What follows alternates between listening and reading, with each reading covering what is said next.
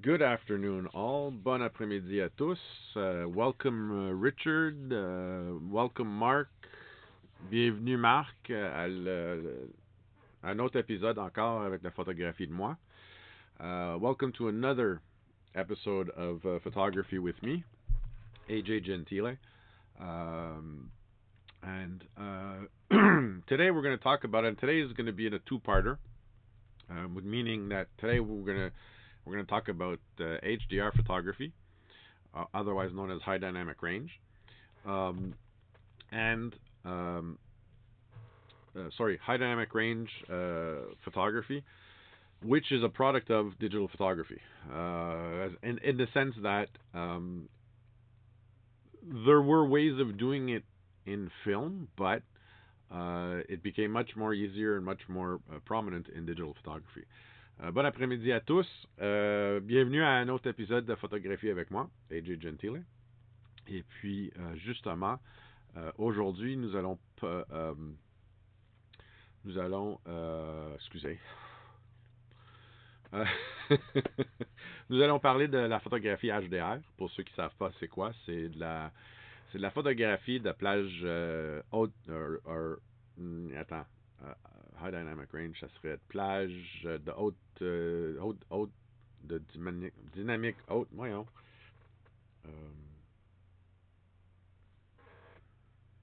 Il y a une traduction pour en français, mais pour une raison ou une autre, j'ai un blanc de mémoire en tant que tel. C'est-à-dire que, justement, nous allons expliquer un peu comment est-ce que la photographie numérique a apporté un certain contrôle de lumière qu'on n'avait pas nécessairement en fonction de la photographie de pellicule. C'est-à-dire que la plage dynamique, excusez, c'est ça, c'est la plage dynamique. C'est-à-dire que la plage dynamique en tant que telle d'un capteur, c'est à quel point il peut distinguer les différences de lumière dans une scène. C'est-à-dire de partir des noirs jusqu'à les blancs. So basically what HDR photography, or what dynamic range is of the sensor itself, is at what point can the sensor register the different nuances of light from the purest black to the purest white, and how can that sensor capture these nuances of or shades of light. Okay, I mean HDR works as much in black and white as it does in color photography. So I'm not necessarily going to say color or black and white, but what it is it's the nuances of light from the darkest dark to the brightest white. Okay, and I'll show you also. So today what we're going to talk about mostly is today's basically the technique, how to shoot HDR, whether you're shooting it in a semi-automatic or automatic mode versus how I shoot it manually. And technically, I always shoot HDR. I prefer shooting. Well, I mean, listen, I'm a dinosaur, so my preference is always to be somewhere in the manual mode. C'est-à-dire que justement, nous allons parler aujourd'hui plutôt de la technique, l'équipement qu'on peut utiliser. Mais techniquement la technique, tandis que mercredi, qui va être le deuxième épisode, ça va être plutôt la post-traitement. OK? Et puis, justement, n'oubliez pas que cette semaine, le défi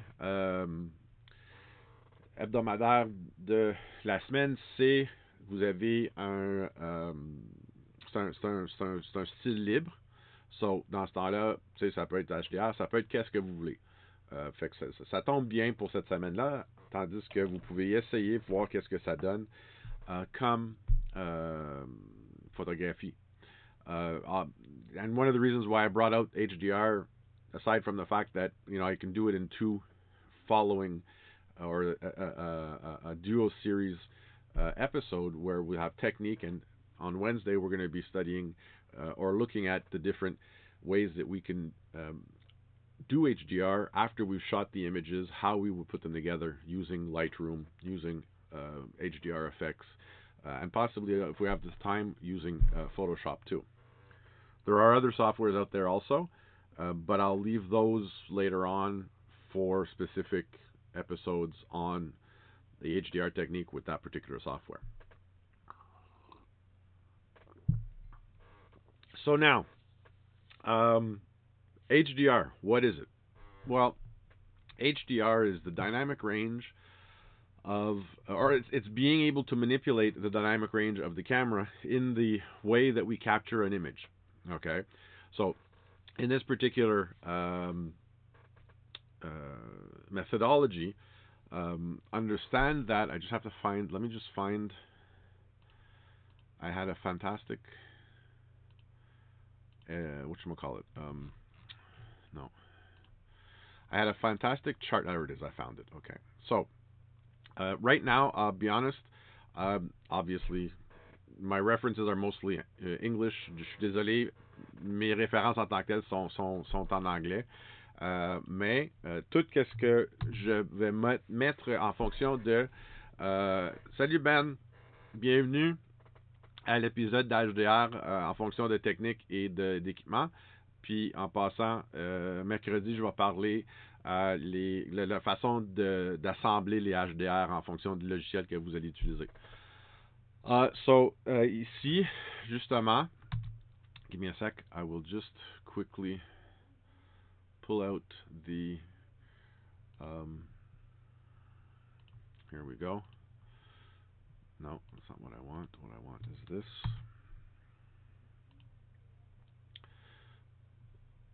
And let me just check to see if no, that's it. That's what oh, it did. Okay, perfect. It did do it. Okay. So basically here, what we got. So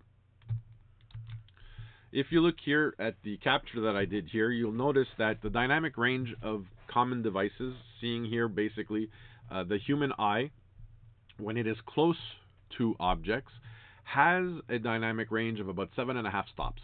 Okay, that's what our eye can see off the bat. The human eye at a 4-degree angular separation. Okay, now we're looking more wide angled. Okay, we're looking more at 13 stops. Okay, so l'œil en tant que tel, puis si on regarde ici, l'œil en tant que tel peut aller chercher entre 7.5 et 14 crans de lumière. Okay, puis le contraste qu'on peut enregistrer dans notre œil en temps normal, ça va jouer entre on pourrait dire un 150, mais on va aller avec un 1000 à un 15 000 de ratio de contraste. And as far as contrast ratio goes, typically we'll see between 1,000 and 1,500 contrast ratio. Okay, in the day of negative film, okay, the dynamic range at the time was 13. I mean, not all films, but the highest dynamic range as far as film goes was 13 stops. Okay, when we start getting into different electronic sensors, well, now it plays between 11.9. I'd even go as to 10, so 10 stops there, being a compact camera. As a matter of fact, when it comes to the iPhone or to phones and tablets, your whatchamacallit is closer to 7, 8 as far as dynamic range. So si on regarde ici le pellicule en tant que tel, un exemple ici, c'était la Kodak Vision 3, qui était une des pellicules qui avait la plus haute plage dynamique en tant que telle, tandis que quand on parlait de plutôt un pellicule, je dirais pas générique, mais moins précisément pour la plage dynamique en tant que telle, on parlait plutôt entre 5 et 7, 5 et 10 crans de lumière en tant que tel. Okay? Mais quand on parle en numérique maintenant, rendu à des compacts, des capteurs compacts de un demi-pouce de capteur en tant que tel, on parle d'à peu près un 11.9-12 crans de lumière. Plus grand qu'on monte en fonction du capteur, Si on regarde un 35 mm plein capteur, ici la référence c'est la Nikon D810, mais en tant que tel, la D810, c'est le même capteur que la Sony. C'est Sony qui fabriquait cette capteur-là en tant que tel. Et puis, Sony, c'est une des capteurs le plus dynamique en fonction de plage dynamique, qui est maintenant même rendu à excusez, un 14.9 cran de lumière. Pour dire que c'est la traduction, l'œil humain en object proche, on parle d'à peu près un 7.5 cran de lumière, tandis que l'œil humaine qui est statique peut aller chercher jusqu'à peu près 14 crans de lumière. Tandis qu'en vraie vie, normalement, il y en a une vingtaine de crans de lumière. Il me semble que ça va jusqu'à 22 crans de lumière en tant que tel. Quand on regarde une scène qui est à midi ensoleillée, aucun nuage dans le ciel. Okay? C'est normalement là où on peut aller chercher jusqu'à 22 crans de lumière. Okay? So basically, what we're trying to do when we're talking about HDR is we're trying to use let's say that 12 stops of dynamic range, and we're trying to increase it by literally underexposing your image and overexposing that same image, and then taking those multiple images that have been underexposed and overexposed, and then digitally or electronically stacking those images together and building or I should say building that base image from the dynamic range of the other images that were either underexposed or overexposed. Okay, so that we can brighten up the darker areas where normally our eye would have already adjusted for, because as we turn our head, our brain is constantly adjusting for those missing information in function of our visual system. Okay, so basically that's what's happening when we're talking about HDR, is that we want to separate, and we also want to have a large enough separation between each of the stops, or I should say each of the images that we've shot, so that we have enough information in the least amount of shots to be able to build a realistic HDR image. Okay, and I do want to stress when I say realistic, quand je parle de faire un photo HDR réaliste, c'est parce que comprenez que quand le numérique est sorti dans les années 80, fin 90, ok, ou milieu 90, quand les premiers capteurs ont sorti, vu qu'on pouvait faire justement du HDR en tant que tel, c'est-à-dire avec multiples expositions, capturer le plus de lumière possible, le plus de nuances d'exposition en tant que tel. Qu'est-ce qu'on pouvait pas faire nécessairement avec le pellicule, c'est que malgré qu'il y avait on pouvait pas le faire de la façon qu'on le fait en numérique aujourd'hui. Okay, what I'm trying to say is that also don't forget that film versus digital, and again this comes from the dinosaur in me, because I transitioned from film to digital, and I know I know the differences between the two, and I know how I have to adapt when I'm doing one or the other. And again, today I'm still doing it. I'm still doing film. Right behind me, you'll notice behind my left shoulder is my 4x5 negative camera. Okay. I also have a Bronica 2.25. I have many of you have seen it before. I still have my original Minolta that I learned photography on in the early 80s. Towards the end of the 70s, early 80s, my XD11 here. But because the darkroom was based on an exposure, just as that exposure came out of the camera, you don't have the same manipulation you can do today that we do with digital photography because digitally we can manipulate each individual pixel, which we couldn't do. The way the medium was an analogical medium where you can't manipulate the crystals that were in the film, and you couldn't neither manipulate the crystals that were on the paper. All you could do was manipulate the lighting that was going onto the film, and from the film onto the paper. So, dans ce temps-là, c'est que, tu sais, puis encore, moi, je me considère un dinosaure dans le sens que j'ai fait la transition entre argentique à la numérique. OK?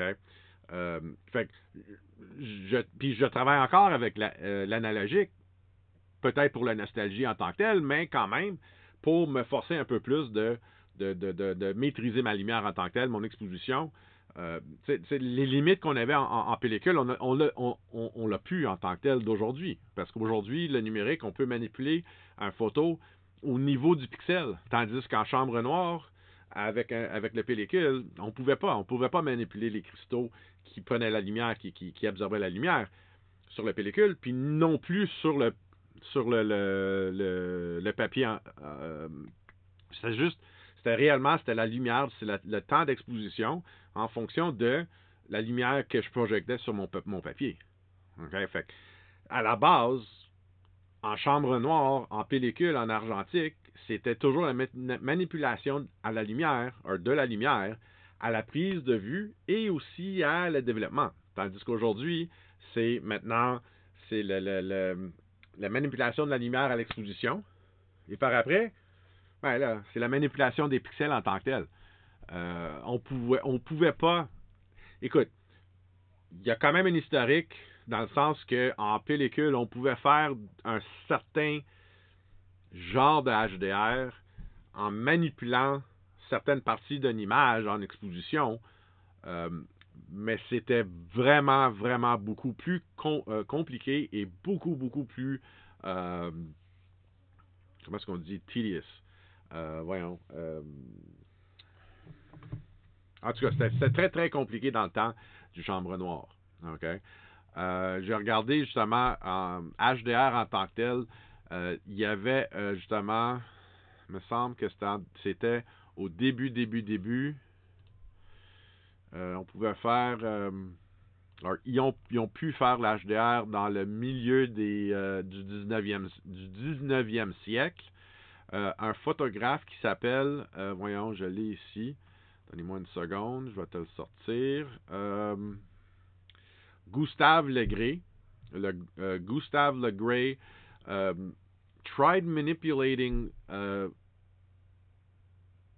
film photography, or I should say exposure as far as film photography, in the 1850s. Okay? And in the 20th century, the closest thing basically to HDR would be the technique of dodging and burning.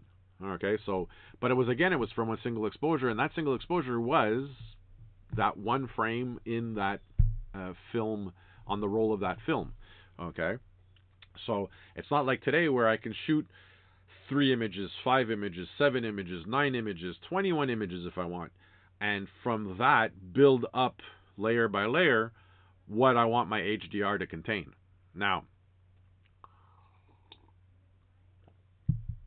and believe me, today, HDR is a lot more, HDR in itself is a lot more user-friendly, a lot more easier, because we have so many different softwares that will do the actual manipulation itself.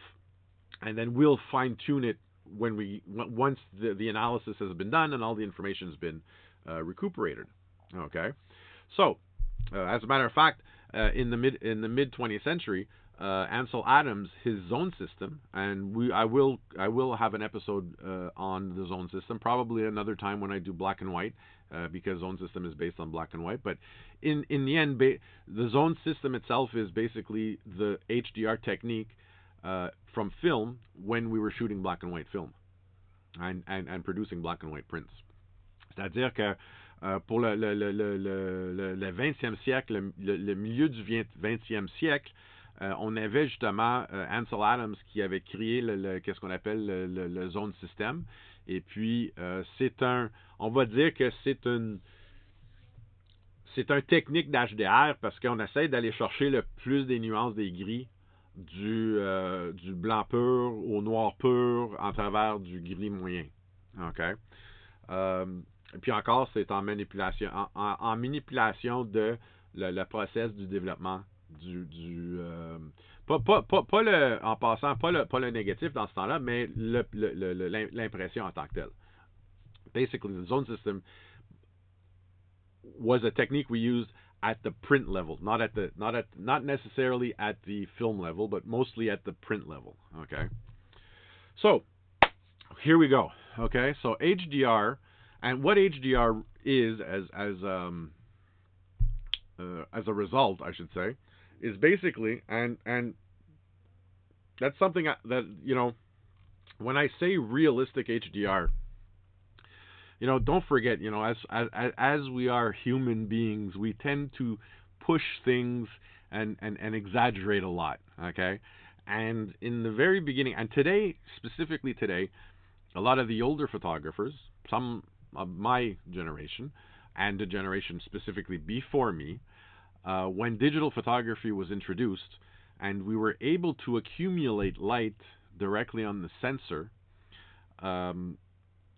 rather than just in one shot on a film, through time, okay, we tend, you know, the moment that we find something new, we have to exploit it. And we have to exploit it to a point where we want to see to what point we can push it and see what we can do by pushing it outside of the realm of reality. Okay? And typically that's exactly what happened with HDR, is that in the very beginning, with the cheaper sensors, with the less, the less, des capteurs qui étaient moins efficaces dans le temps, dès qu'on a vu on pouvait capturer et accumuler la lumière en temps, okay, en plusieurs expositions, parce que justement, faut dire que quand on fait de l'astrophotographie, dans un sens, c'est ça qu'on fait. C'est un genre d'HDR, mais c'est pas en fonction de la lumière de jour, c'est de la lumière de nuit en tant que telle. Avant, quand on faisait une longue exposition en astrophotographie, il fallait prendre une photo d'1 heure, 2 heures, 3 heures, 4 heures. Puis je les ai faites. J'ai essayé ça. J'ai travaillé avec la pellicule dans le temps avant que le numérique était aussi efficace qu'il est aujourd'hui. Okay? Le moment que ça s'est amélioré, ou ce qu'on pouvait produire quand même de la belle astrophotographie en tant que telle. Mais c'est-à-dire que si on montait nos télescopes puis on montait nos boîtiers avec nos 2,25 ou nos 35 mm, fallait prendre une seule exposition pour le temps qu'on avait besoin pour capturer la lumière qui est d'un certain objet de ciel profond, que ce soit comme une galaxie ou un amas. Pour qu'il se produise sur le pellicule, il fallait faire des expositions d'1 heure, 2 heures, 3 heures, 4 heures. Oui, mais après que tu as pris une photo d'1 heure ou quelque, si tu avais pris 4 pour durer 4 heures, mais là, ta soirée était faite puis tu avais 4 photos. So, when it came to astrophotography, and that was one aspect of photography where HDR really saved our butts, because you're shooting one image and you're shooting it over 1 hour, 2 hours, 3 hours, 4 hours sometimes. That was it. After that shot was shot, you had nothing else to do that night because, well, you used the whole time of that evening with that one image. Now, you were never sure that you'd get a good image out of it neither. When digital photography came out, we realized that, well, wait a minute, I no longer have to take a long exposure. What I can do is take multiple short exposures and add them together to be able to produce that full exposure that I needed. Okay, and HDR is exactly that. What we're doing is when I talk about HDR, I'm talking about terrestrial HDR. What we're doing is we're capturing let's say your zero exposure, which is normally the exposure that the triangle, when we talk about the exposure triangle, that's the exposure we're looking for. We're always looking for that average. The average is your zero. Okay, so typically Now, there are different ways of doing this. Okay? There are your semi-automatic modes or even your automatic modes where you can tell, I'm sorry about this, I still haven't received my HDMI to USB so that I could actually have a camera here and show you the image, but I'm going to try to use my webcam as best I can. But here's a perfect example here that on Fuji, Sony, I believe on the certain Panasonics, and you all have a dial, and if you'll notice on the bottom right of the camera there's a plus. You see where it says 0, +1, -1, and then you've got 2, 3 in the plus and minus. Voyez où ce que j'ai sur mon appareil en bas à droite, la roulette de plus et moins. Ça, c'est utilisé seulement quand tu es dans une mode automatique ou semi-automatique. Okay? Quand tu es en mode manuel, techniquement, c'est toi qui vas changer ta vitesse en fonction d'ajouter la lumière ou d'enlever la lumière. So, qu'est-ce qu'on fait, c'est que vu que l'appareil en tant que tel a un certain plage dynamique, on essaye d'ajuster les expositions en fonction de ces plages-là pour être capable de écarter la limite de, genre exemple, la 14.9 que les capteurs les plus nouveaux, le Mark III, A7 Mark III, puis l'A7 R Mark IV, où ce qui s'en va chercher 14.9 crans de lumière, qu'est-ce que je suis en train de faire? C'est que je suis en train d'aller chercher beaucoup plus. So, qu'est-ce que je vais faire, exemple, avec, exemple, la 7 Mark III, au lieu d'aller chercher mon 0, qu'est-ce que je vais faire? C'est que je vais aller chercher mon 0, je vais aller chercher un +2 et un -2. Et encore, je vais faire un autre +2, je vais faire un autre -2.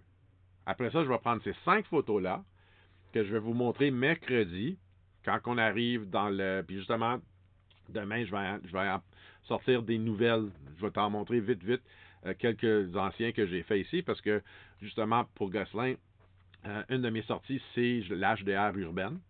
And as a matter of fact, while I've been with Gosselin for the last 6 years, in my excursions, I also give an excursion on urban HDR, okay, where we do the actual practice of on-site with the cameras and how to do it. We're still working on doing a post-processing follow-up on that excursion, but still, I'm going to show you a little bit of that. Tomorrow I'm going to go out and I'm going to shoot a little bit of HDR myself, so that when it comes to Wednesday, I'll be able to run through it with you really quick over the hour of post-processing HDR and the different utilities that I use for that. So now what happens is, basically, using that, if I'm in A, if I'm in S, if I'm in P, and typically on some of the cameras, when you're in a scene mode, you can adjust your exposure compensation. And exactly that little dial right there is your exposure compensation. Okay? This is what allows me to adjust what it is I fix my ISO, I fix my aperture, right? And typically my speed becomes my variable. So at that point, what I do is I go into the +2, +4, -2, -4. I'll be honest with you, when I started out doing HDR I would say almost 12 years ago, 12, 15 years ago, when I first got my first Minolta 7D Maxim.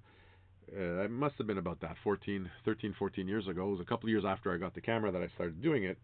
And, I went out and I shot 21 images. But at a certain point also, and the other thing is too, today, aujourd'hui, l'HDR est très fortement utilisé en immobilier.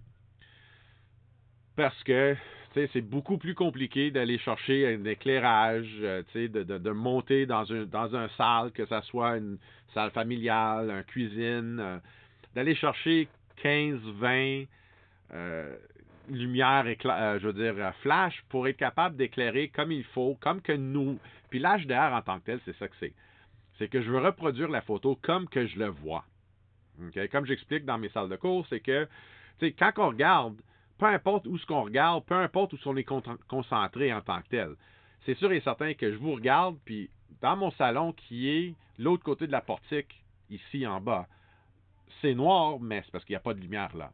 Mais la lumière entre ici versus la lumière qui est dans le portique, la différence de lumière, mon cerveau fait la différence pour qu'il y a moins de lumière là parce que j'ai deux lumières sur moi. Puis même à ça, ces deux lumières-là, mon cerveau fait l'ajustement pour que ça ne soit pas complètement éclaté en fonction des autres lumières. When I'm looking at you here at the camera, my door is open to my office. I can see into the portique over here, which is where the stairs come down from the upstairs. And in the family room past that is totally dark because there's nothing for me to see there. My brain knows there's nothing for me to see there, and it's just too dark for my brain to adjust with the difference in the lighting that's in the portique, the lighting that's here in the office. I have two lights on me, and rather than having those two lights burned out, my brain does the adjustment so that everything behind, everything in front of, is well balanced as far as my visual perception is of where I'm at, even though I'm concentrating on looking at you here in the screen. Okay, so HDR in essence is we're trying to go beyond that one single exposure that the camera can only capture per image. And what we're trying to do is, by using multiple images, bringing those digitally into that base image to be able to create what I already see. Now, in the very beginning, most HDR, I would say most, I would even say, 90% of HDR at the time, when we're talking 15, 20 years ago, was terrible. In my opinion, purely crap. Because it was so surreal that when you would look at these images, be them landscapes, be them architectural, be them immobilier, being interiors, okay, real estate interiors, they were just so out there that it looked like it was a dream world. Everything had halos. The edges were there was too much color, and I'm going to show you some examples just to give you just to show you what I mean. Okay, we're going to switch over here to my screen capture, and some of these images they're just way too far out there. When I look at this one over here, okay, now it's not to say that you can't do this. C'est pas à dire que écoute, chaque photographe est différent. Okay? Ma façon, comme je le dis dans tous mes cours et dans tous mes sorties, dans toutes mes formations en tant que telles, conférences et tout, ma façon n'est pas la façon, mais c'est une façon quand même. Okay? Puis en photographie, pour moi, je suis pas infographiste. Puis quand je regarde une photo comme celui-ci, oui, ça montre qu'est-ce que je peux faire en fonction d'un photo numérique, mais c'est encore un peu trop poussé. Je sais pas, la couleur des tables, là, pour moi, je trouve que c'est dérangeant. But again, ça dépend de la personne qui la regarde la photo. Puis ça dépend qu'est-ce que la personne qui a pris la photo aime faire. Okay? Puis je sais c'est quand même, ben, pour moi, c'est plutôt, ça c'est un photo inventé. Okay, for me, this is a very surreal image. The colors are just pushed a little too much. The exposure is just a little bit, too well balanced. You have to ask yourself, were the clouds that dark to be able to, But again, each photographer is different, and as I always say in all of my trainings and all of my conferences, my way is not the way; it is a way. My way also comes from an older generation of photography where these types of images were not possible. But I personally find that this looks too cartoony. It's pushed a little too far. Okay, and I'm talking as far as a photographer. My level of photography is that I will retreat my post-processing just before I get to this particular quality of image or quality of HDR. I find it's just a little bit too much. Okay, and I'm not here to convert you to see your world as I see my world. I'm here more to show you different ways of seeing your world, to see if you like that type. I'm not here to push my photography on people. I'm here to show you different ways of seeing it. If you look at this particular image right here, and this is a perfect example too of the difference between regular photography, okay, or I should say not regular photography, but a sole exposure, un seul exposition. Qu'est-ce que ça nous donnerait si on prenait la photo telle quelle, okay, où ce que je me place, je prends la photo telle quelle, et puis voyez comment est-ce que le ciel qui est déjà très très très plein de lumière, l'avant-plan, il n'est pas. On appelle ça un contre-jour, c'est sûr, parce qu'on a trop de lumière en arrière. Fait que l'appareil photo ne peut pas faire la différence des deux dans une seule exposition. Et puis, si on regarde la deuxième exposition, on voit que maintenant, j'ai beaucoup plus de détails, j'ai beaucoup plus d'informations dans mon ciel, et j'ai aussi beaucoup plus d'informations sur mon couple qui est dans l'avant-plan, qu'eux autres n'ont pas de lumière sur eux en tant que tel. Okay? Now, il y a 2, 3, 4 façons, il y a certaines façons d'arriver à cette exposition-là. C'est-à-dire que, une façon de le faire, avec un peu d'aide, avec des flashs portatifs artificiels, c'est-à-dire que je vais faire mon exposition sur mon ciel en tant que tel, puis après ça, je vais rouvrir la partie qui est en contre-jour avec un flash. L'autre façon de le faire, ça serait de prendre une seule exposition, qui est ma moyenne, prendre une exposition sur une partie du ciel, c'est-à-dire, je garde l'appareil placé où ce qu'il est placé. Puis je t'avoue que en chambre noire, en HDR en tant que tel, we definitely want to have a tripod, okay? Because typically, when you start going into the underexposing, you're talking about long exposures. Okay, so you're not going to be necessarily handling the camera in your hands with a quarter of a second or 1.5 seconds. Okay, let's go back to the image. So here, what I do is I would shoot a average, which is exactly come out. My first image would be this one right here. My second image would be based on my sky. At what point? Let me see now. If I'm underexposing for the sky, then I am getting even darker here for my foreground, for my subjects in my foreground. And then I would do a third. Okay, now this is just a quick and dirty way of doing it. Ça, c'est la façon plus vite et Bonjour Michel, je viens de voir que vous êtes...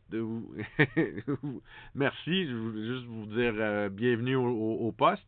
Fait que ici, qu'est-ce que je ferais? C'est que je ferais une troisième exposition juste sur le couple, okay, pour être capable de leur éclaircir. Et c'est sûr et certain, en les éclaircissant ici, je vais totalement perdre mon arrière-plan en tant que tel, parce que là, maintenant, j'ai juste trop de lumière. Okay. Après ça, qu'est-ce que je fais? C'est que, so, once I've done my exposure on the sky, my general, or my average exposure, and then my exposure on my foreground subjects, okay, I would take those 3 images, push them through an HDR software, and that software would come out with recuperating all of the detailed information that's missing out of that base image, which would have been exactly out of the sky here and out of the subjects here. Okay. If we look at another one here, let's see what else we've got here for HDR. Ça, on regarde ici encore pour un autre. T'sais, si je regarde cette photo-là aussi, je la trouve réellement poussée, cette photo-là. I find this image is just a little bit, just too much. The darks are too dark. The middle tones are just, they're too, it's, and what's with the grass? Why is the grass overexposed so much that, it just, they don't flow. Okay? I mean, it could have been a ray of light, but this is too surreal for me. Je trouve que cette photo-là est trop surréelle. Okay? Je t'avoue que How are we doing on the internet? We're good on the internet. Everybody can see. Good. Here's a nice landscape. Okay. Actually, I don't know if I have any here. I'll get back to that in a minute. This is. I mean, I like this HDR. This one in particular, I find is rather. I mean, this is nothing is overly exposed, nothing is overly saturated. Yeah, okay, there might be a little bit of, but again, I find this one here works well as far as an HDR image goes. Okay? If we look at more images like that, okay? And again, here, I mean, this is a very dramatic long exposure image. But again, if I was to shoot just one exposure of this particular image here, I would just have way too many darks. Okay. I wouldn't have as much detail here because don't forget too, the long exposure here, la longue exposition ici, c'est réellement pour l'eau en tant que telle. Mais déjà qu'on a peu de lumière ici, fallait quand même y aller chercher. Puis, je peux pas dire à quel point, combien d'exposition a été pris pour cette photo-là. Mais je t'avoue que, vous pouvez dire aussi qu'est-ce que vous pensez dans les commentaires en temps de qu'est-ce que vous pensez de ces photos-là aussi. Plus tard, quand vous regardez l'enregistrement sur ma chaîne. Mais, tu sais, regardez, on regardera un autre ici encore. Il y a juste trop de contre. Ça ici, je trouve que ça marche bien quand même. En regardant vite fait, là, ça ici, je trouve que ça donne une belle impression de la lumière, le coucher de soleil. C'est sûr et certain, on l'aurait pu pousser encore plus. Malgré qu'on voit quand même que l'arbre est un peu flou, mais ça se peut que ça soit dans le montage en tant que tel. This image here is a nice balance as far as an HDR goes. Okay, nothing is pushed too far above what we would normally see in this particular situation here. But when I look at this one over here, whoops. When I look at this one over here, whoops. What happened? There we go. No, sorry, not this one. We saw this one. I want the other one. This one. Oh, okay. I see what happened. Hold on a second. Here, look at this image here. This is a perfect example. This image here, I find, is just way overly. There's too much color. There's too much contrast. It doesn't look real. And in my photography, personally, I want my photography to be as real as possible as far as what I'm seeing, what I'm capturing. Je veux ici, moi, dans ma photographie à moi, je veux que ça soit quand même assez réel. Ça, pour moi, personnellement, je trouve que c'est très, très surréel. C'est trop surréel. Puis, on voit quand même que c'est une photo faite pour l'écran en tant que tel. Il y a juste trop il y a trop d'halo, il y a trop tu sais, je veux dire, les arbres. Regarde, la nuance des arbres ici, là, ça se peut que l'éclairage ici, de la façon que ça a tombé sur cet arbre-là, parce que peut-être c'était justement un érable en automne, que ça soit si rouge que ça. Mais je trouve que c'est juste, c'est trop. C'est trop, c'est trop.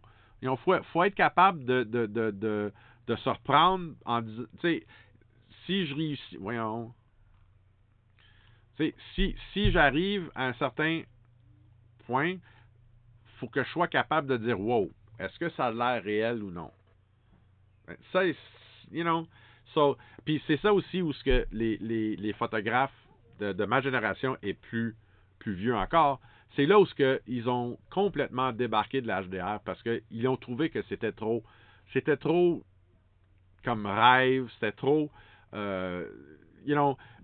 photographers of my generation and older, when they started to see this kind of, this for me is more infographist. This is more of a graphic artist who's creating a realm, creating a land of his own. Okay, but in essence, it's just it's not. It's too surreal. So, what I'm going to show you now, not to be too long-winded. There's one gentleman, especially, and you know what? A lot of and I get this too when I help a lot of real estate agents who get themselves comments from buyers or whatever that. And I've got a lot of people who see or who are looking for homes or looking for buildings or whatever and see these HDR images that are just so far outside the realm of reality that they absolutely have to go and see for themselves what these homes and stuff look like. Homes and buildings look like. Sorry, stuff.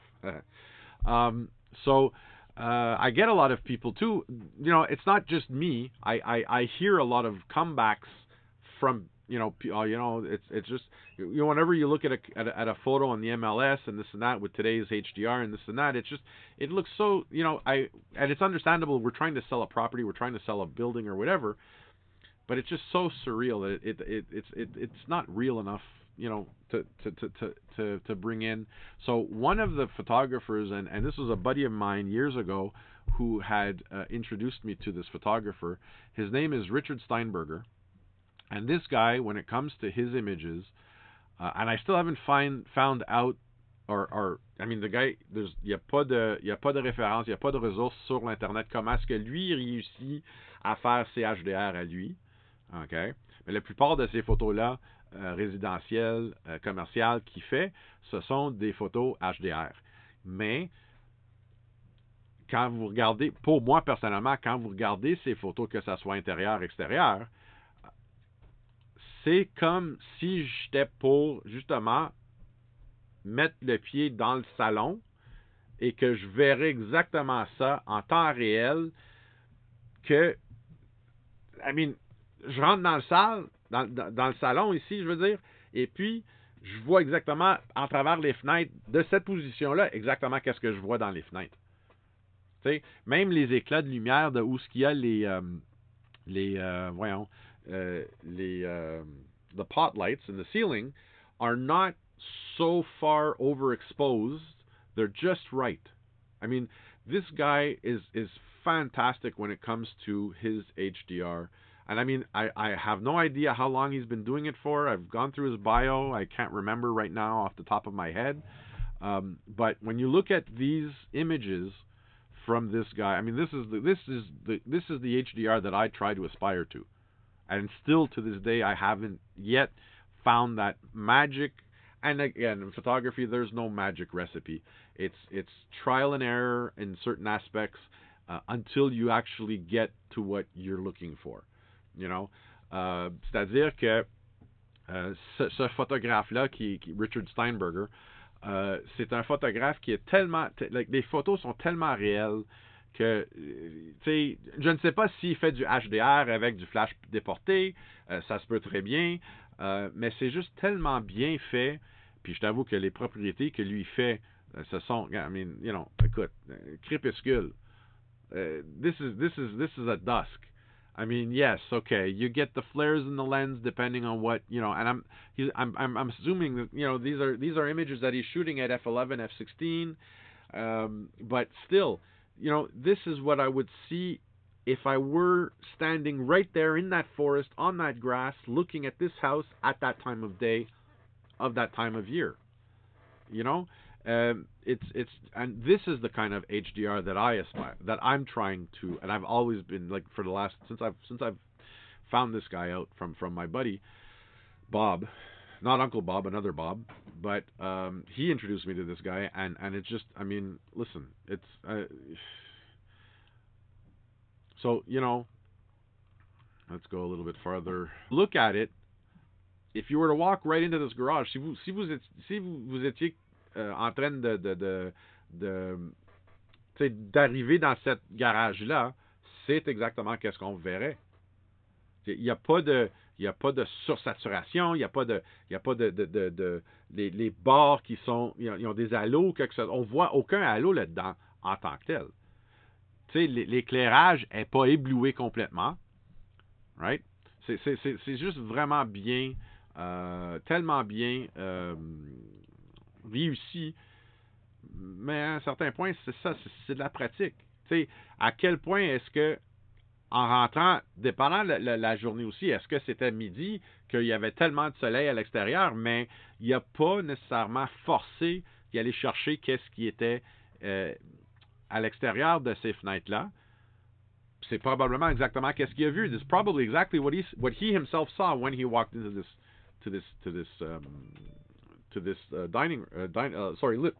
living room. Okay, but it's just so much more real that I'm trying to here. I love this library. Look at this library. Now it's a little bit on the surreal side.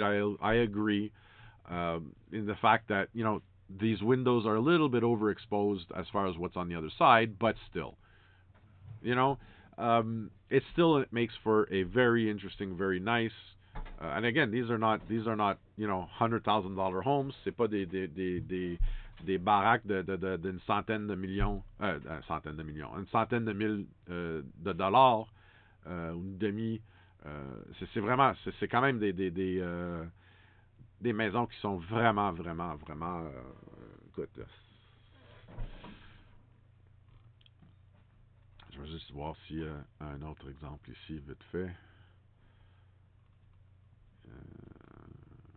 Regarde la cuisine ici. Take a look at this kitchen. Now, there's a lot more light in this kitchen, but I mean, look at all of the lighting in this room. Yes, but everything is properly exposed. You have a certain amount of flaring over here because that's where the lighting is on the wall. It's very close to the wall, so you will see that kind of. But when you walk into this room and you stand right at that chair where he is, this is exactly what you would see. Okay, I've got a couple of other ones here, I believe. Yeah, Terry Ratcliffe is another HDR photographer. Now he tends to be a little bit more surreal in certain images. So like if we're looking here. Well, no, actually, now that I'm looking at it straight on, this isn't bad. This isn't bad. It's a bit pushed. Okay. There's a little bit, but it all depends on what it is that you're trying to portray in your image. If we look here in this image here, and this is a reflection of a building across the street behind the photographer. Now, again, it's interesting. The colors are interesting.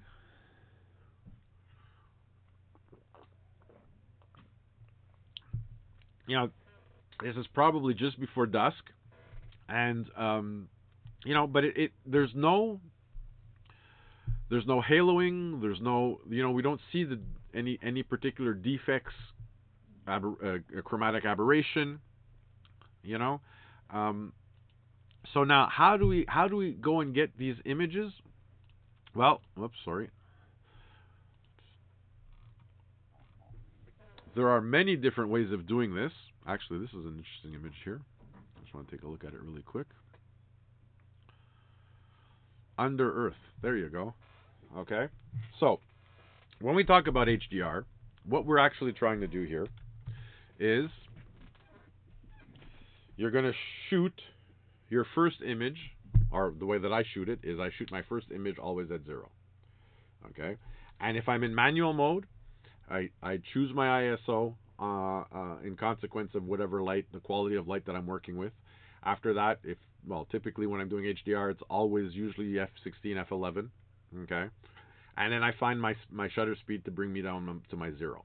Okay. So if you're in A, si vous êtes en mode A, AV, TV, S ou P, dans ce temps-là, vous utilisez la roulette qui est ici pour y aller chercher ton +2, -2.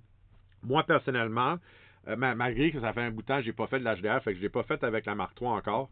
Mais avec ma Mark II, qu'est-ce que je faisais? C'est que j'allais chercher un plus 1.7. C'est-à-dire que j'augmentais toujours en 1.7 cran de lumière. So, disons que j'irais chercher 1.7 dans le plus et dans le moins. Après ça, j'irai chercher un... Attends là. 1, 2, 3, 4. Ah, excusez, 1.3. Après ça, 1, 2, 3, 4. Un 2.3. Puis après ça, j'irai chercher... ben, si je suis en mode manuel, mais j'irai chercher peut-être une troisième à 3 points... sorry, à plus 4. OK? Et puis, je ferai la même chose pour le moins. C'est-à-dire que malgré que vous n'avez pas besoin nécessairement de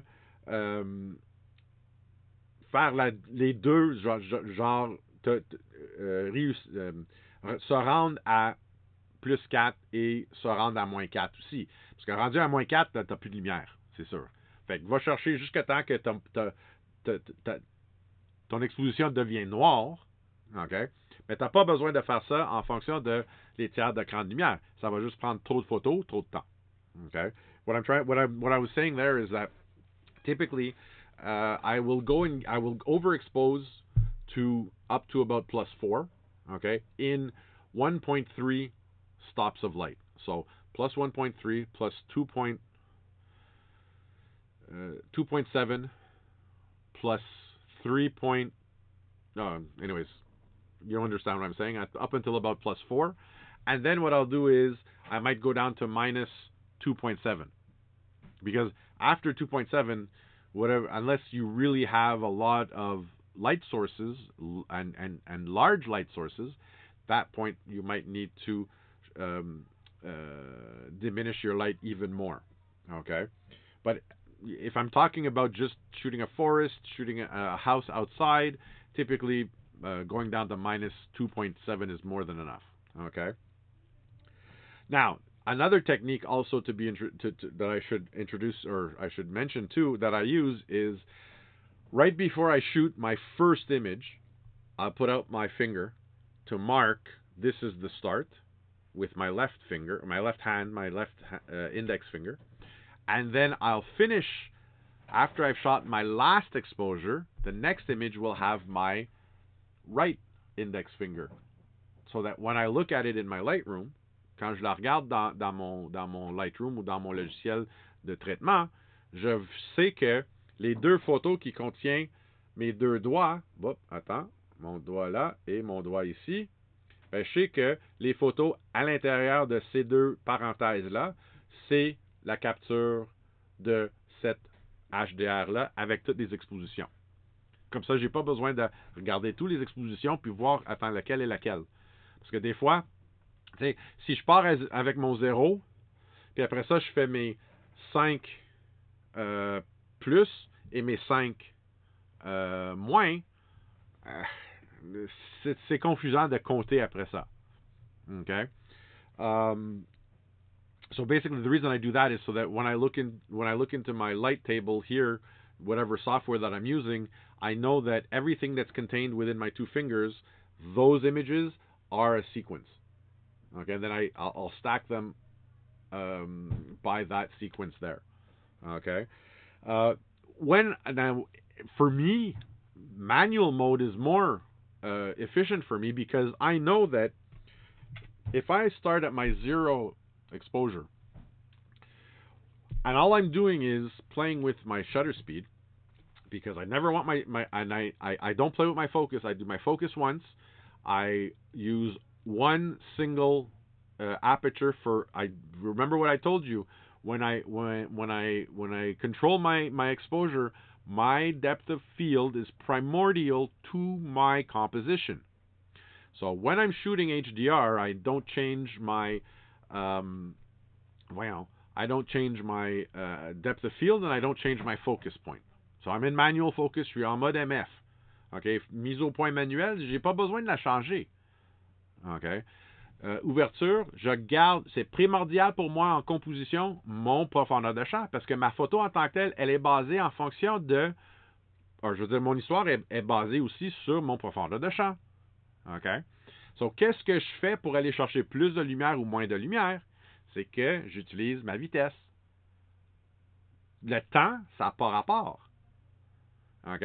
Et pour qu'est-ce qui est longue exposition en tant que telle, les éléments qui bougent ne ne sont pas utilisés dans le montage du HDR. Don't forget that, yes, shutter speed has a consequence on motion blur, but if something is moving in my image, what I'm considering in my HDR is not the elements that might be moving in those long exposures. I'm trying to get more light in my shadows and more light in my highlights. Or sorry, less light in my highlights. More information in my highlights, more information in my shadows. En HDR, qu'est-ce qu'on cherche à faire? C'est d'aller chercher plus d'informations dans les ombres et plus de lumière, pas plus de lumière, mais plus d'informations dans les hautes lumières, qui seraient normalement éclatées. Right? Puis c'est toujours en fonction de mon exposition de base, en principe. It's always based on on what I call that base image. That's the one that I'm trying to make better using those overexposed and underexposed images.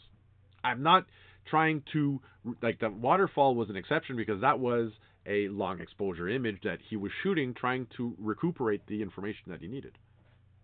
Okay.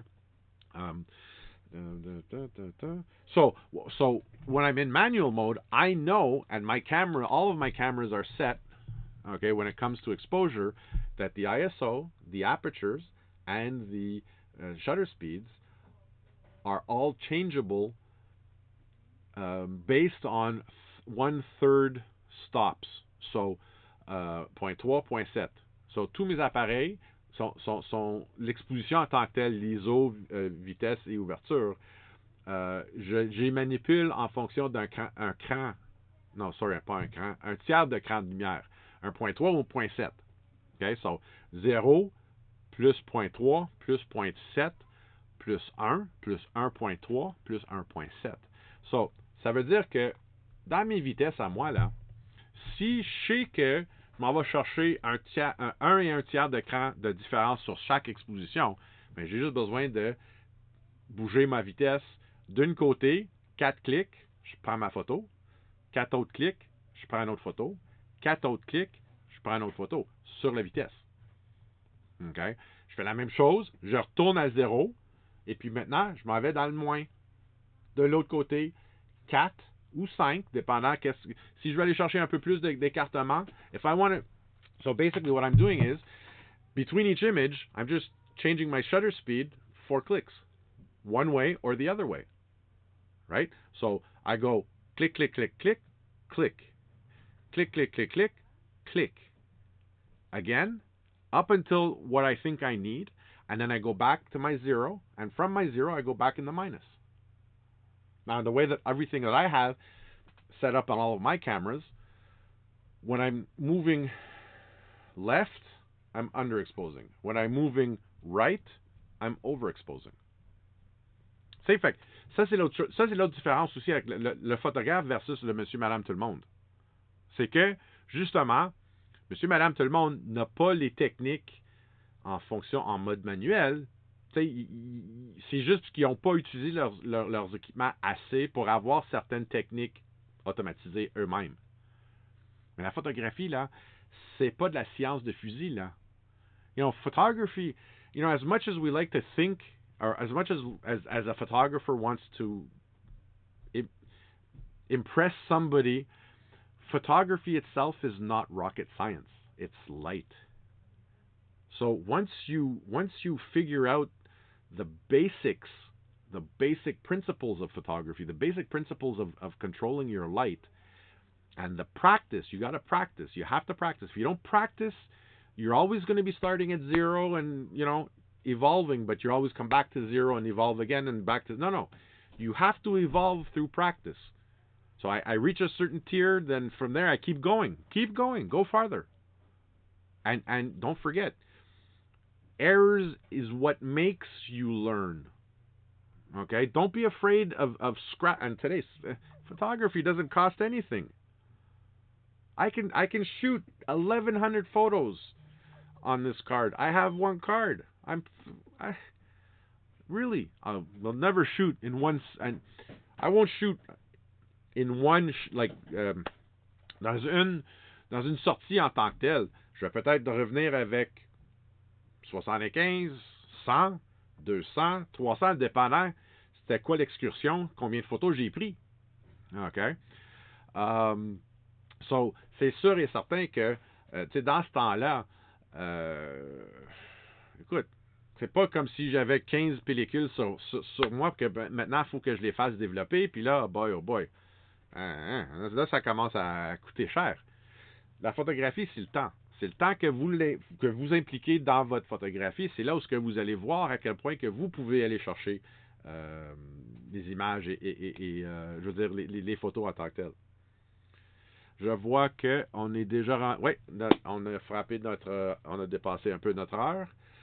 I hope this intro to HDR kind of gave you... We didn't... Actually, you know what? Before we leave, I will say one thing. And this is something, too, is that on some cameras, you will have automatic HDR functions. But what I dislike about those automatic functions is that they are so precisely programmed that it doesn't allow you any latitude to be creative, because that's what the camera does. Now, on the other hand, when it comes to tablets and phones, HDR in the tablets and phones, for what that camera can do as far as an instant image is, as far as point and shoot cameras go, I'll be honest with you, my iPhone, and I only use my iPhone when I have to shoot a product on a shelf, because I have to show my wife and see if my wife has the right if I have the right product for her or whatever. My phone's always on HDR, and it's always on live anyway, so it doesn't matter. But particularly with these sensors, you will always get a better image, I find, when you're in HDR, automatic HDR, than when you shoot still images. Because even when it comes to the flash, if your flash, the subjects have to be within 6 to 10 feet. They're not real flashes, they're LEDs, basically, and that forces the camera to use a slow shutter speed to be able to capture the image where it pushes a lot of noise. C'est-à-dire que en temps d'HDR automatique qu'on utilise dans les appareils photo, moi, je considère plus d'utiliser sur les tablettes et sur le téléphone, parce que déjà, ça fait une meilleure rendu en fonction de ces capteurs-là. Puis ces capteurs-là sont tellement minuscules. C'est en dedans des millimètres, là. Tandis que, je veux dire, en dedans de 2-3 millimètres en tant que tel. Tandis qu'un même un capteur comme genre un demi-pouce, c'est beaucoup plus grand que ce que tu aurais dans un téléphone. Mais souvent, je trouve que même la photo HDR en tant que telle dans une tablette ou téléphone va sortir mieux que même un photo qui est pris avec le flash du téléphone ou du tablette. OK? Puis justement, normalement, je donne pas une conférence, mais je veux dire un cours sur la photographie mobile. Puis on parle un peu de ça en fonction du flash versus l'HDR et tout ça.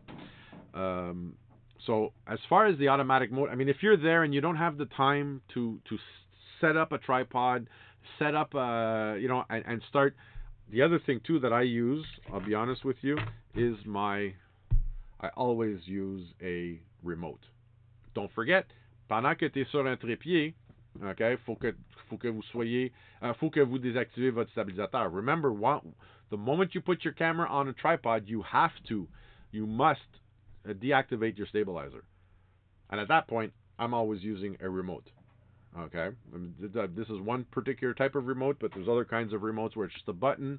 The idea is that you don't add vibration to your shot while the camera's on your tripod. Okay, so if you have any questions, please, if you enjoyed the episode, please like it in the comments of the episode. Also, what was I going to say? If you haven't, and if you enjoy my presence or the information that I'm sharing with you, also please subscribe to the channel. If you have any comments or if you have any suggestions, please send them my way through the comments per episode as you wish. Merci. Je voulais juste aussi vous dire, si vous avez aimé l'épisode, s'il vous plaît, likez-le sur l'épisode dans les commentaires. Si vous avez des commentaires, des suggestions, s'il vous plaît aussi, marquez ça dans les commentaires après que vous avez eu la chance de voir l'épisode. Si vous n'êtes pas déjà, s'il vous plaît, abonnez-vous sur la chaîne. Et puis, en passant, c'est vrai, j'ai pas mentionné ça tantôt, mais j'ai aussi un groupe Facebook qui est relié avec la chaîne. Fait que si vous n'êtes pas déjà sur le groupe en tant que tel, dis-moi-le, puis je vais t'ajouter comme Monsieur Michel Petronzio. Si vous voulez être ajouté dans le groupe pour être capable de partager participer, je veux dire, avec les défis hebdomadaires que je lance à tous les semaines, s'il vous plaît, envoyez-moi un message, puis je vais vous ajouter dans ma groupe Facebook qui est relié à ces épisodes de diffusion en direct. Je vous souhaite tous un bon lundi pour qu'est-ce qui reste, une belle soirée. Et puis, je vous rejoins ici encore mercredi après-midi à 3h30 pour la deuxième partie de HDR où on va parler plutôt de la montage d'un logiciel. Puis quelques logiciels que j'utilise quand je fais l'HDR en tant que tel. Je vous remercie beaucoup à tous. Thank you all very much. If you enjoyed the episode, please like it. If you're not subscribed, please subscribe. Si vous avez aimé l'épisode, s'il vous plaît. Et puis, si vous n'êtes pas abonné, abonnez-vous. Si vous avez aimé l'épisode en tant que tel. Et puis aussi pour le groupe Facebook. Those of you who might not be on the Facebook who would like to be participating in the weekly challenges, let me know. I'll add you and we'll go from there. I thank you all. Have a wonderful day. Merci à tous. Je vous souhaite une très bonne journée. On se revoit bientôt.